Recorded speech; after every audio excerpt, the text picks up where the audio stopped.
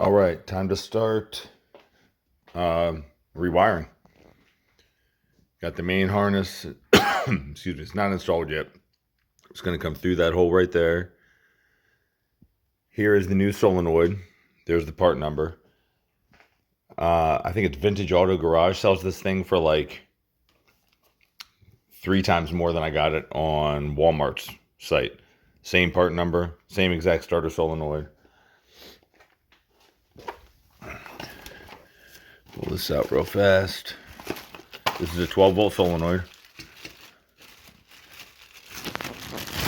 I'm going to pull that sticker off.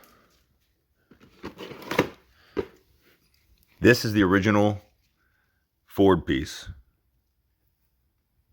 Let's see if it's going to focus. Of course it's not. Anyway, that's the Ford script right there.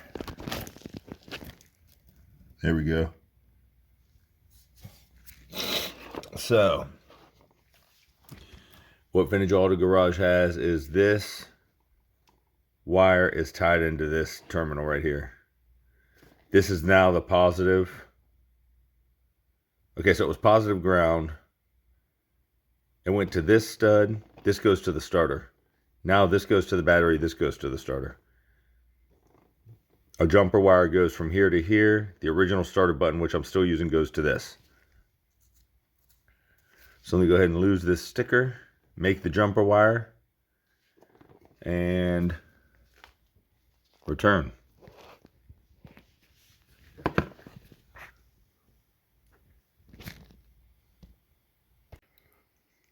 All right, here's the jumper wire. Goes from this terminal to this terminal. Can't do it one-handed, of course. And I don't have the nuts for these, so I have to go to the Ace tomorrow and get those. And then that is ready to go in. Just like that. All right. Now to get this mounted in the factory location. All right, got the front harness separated, taped up, ready to roll. Step back so you can see the whole thing.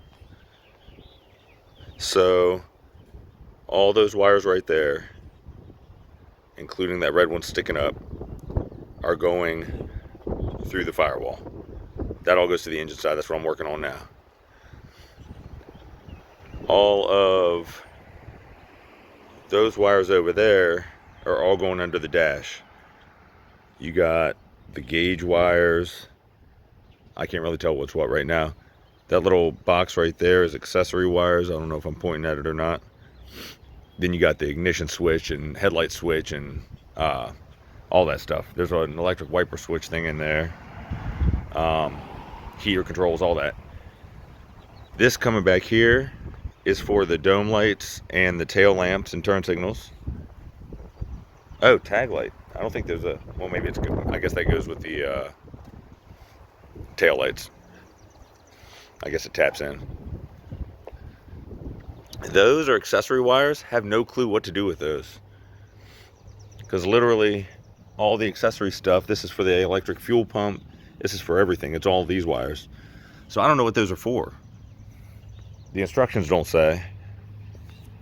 Which the instructions are fantastic, by the way. Again, this is the Speedway 22 circuit harness. All the wires are labeled like, let me see. They're all labeled all along the wires. Come on, focus, baby. Focus. Anyway, there's words right there. I don't know if it's showing up right now because I have a huge sun glare on the phone. But anyway, so that's where we're at now. That's the next step. I have to get that mounted to the firewall and then feed these through the factory hole, which is right there. Those 2 screws right there are where it's getting mounted. It's perfect spot. Comes through right there. This is the factory grommet. It's rock hard, so I'll probably get a new one. I mean, it's still pliable, but it's hard. So I might order a new one from Shoebox Central. Killer design, way better than Chevy's design. And that's it. Hit this with some paint. I do use flat black. I'm not doing full paint and body yet, so I didn't want it to look brand new on this side and like that on that side, so I pretty much tried to match it so it looks evenly worn and not all rusty. Here's where the battery was. Yeah. So, gotta feed that through. Oh, also, my headlight bucket right there has a big old rust hole in it. So I got this off eBay. I think it was like 30 bucks, but this bad boy's in mint condition. And I got these NOS. Perfect. Perfect.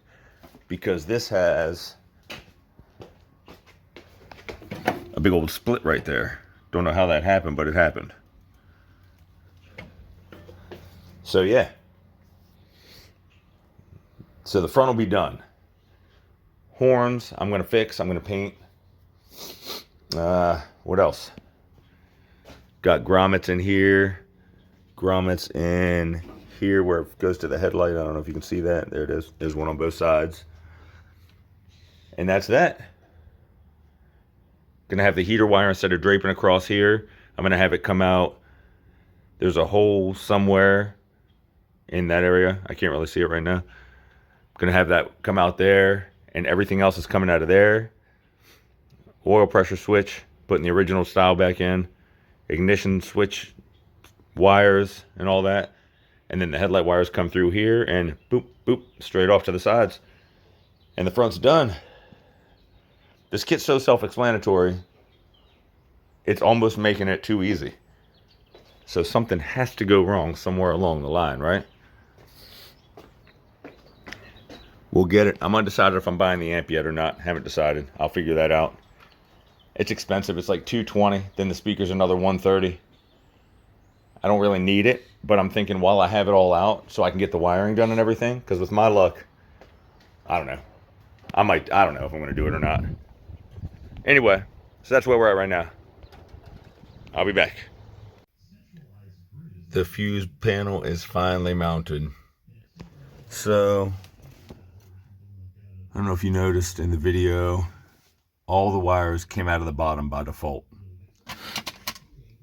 I had to undo every single bundle that I made because I'm an idiot and I bundled them all up before I thought about it. It looked like crap sticking out of the bottom. You would 100% see it with the dash in. It looked nasty. So what I wanted to do is get them to come out of the top, which they do now, but I had to undo every single bundle.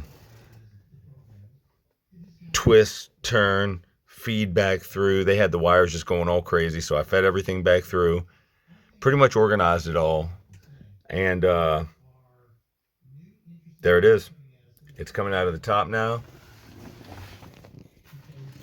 The harness going through the firewall right there was coming down here, looping back up and going out. Looked like trash.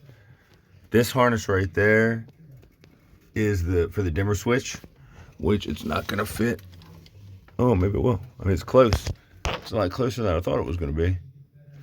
I don't think it's gonna fit. I'm still gonna have to extend the wires a little bit, most likely. That's why I didn't tape that up fully. So yeah, time to get up front and knock out the engine harness. First thing I have to do is tighten this box up. That's gonna take my son to help me out, I guess, to hold the screwdriver, because it was almost impossible to get these nuts started on there. Oh, I also had I punched holes in the pad here, and it sat back in there. The legs sat back in there perfect. But with the wires the way they are, they're too thick now, so I had to use those washers to space it out, which is fine, because that's how it's designed to be anyway. So no biggie. I got to figure all that out. Of course, when you're standing over it on the workbench or whatever, you don't see. I was in front of it like this, so it looked okay, right? But now, sitting on the passenger side, it looks like trash. So we'll see what I can do about that. But all these wires go to behind the dash. Some of them go to the rear body feed, which the wire goes up and straight back. Let's see if I can zoom in and you can catch it. I'm sitting on the passenger side right now. There's the wire right there. See right there? So goes up the A pillar there, straight back and all the way back. So I'm going to follow that same route. And that's about it. So back to the engine harness. Here's what it looks like on the other side of the firewall. This is it. Nothing to it. Look how much wire they give you. I mean, these guys, I don't know if this thing's for like, I don't know, it's universal. But they must mean it's really universal for like dump trucks. And I don't know, it's huge, like a crap load of wire. Let's see how long it goes, just out of curiosity.